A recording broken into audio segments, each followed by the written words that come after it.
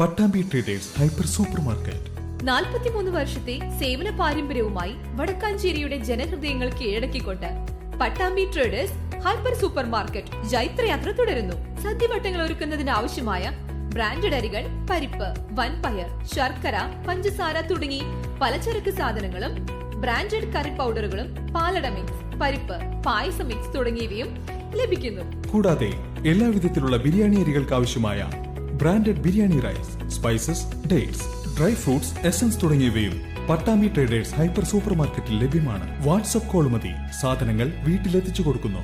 Contact 9238551902 9496348212.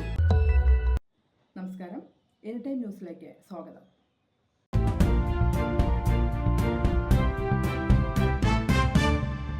തമിഴ്നാട്ടിൽ ഉൽപാദനം കുറഞ്ഞതാണ് കേരളത്തിലേക്കുള്ള പച്ചക്കറിയുടെ വരവ് കുത്തനെ ഇടിയാനുള്ള കാരണം.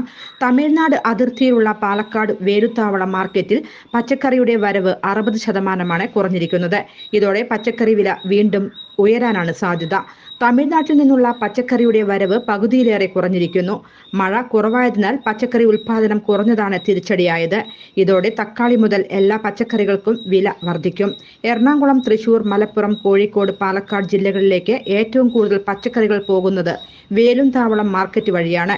24 മണിക്കൂർ പ്രവർത്തിച്ചിരുന്ന വേലുത്താവളം മാർക്കറ്റ് വീണ്ടും ഉഷാറാവണമെങ്കിൽ കാലാവസ്ഥ ഉഷാറാവണം.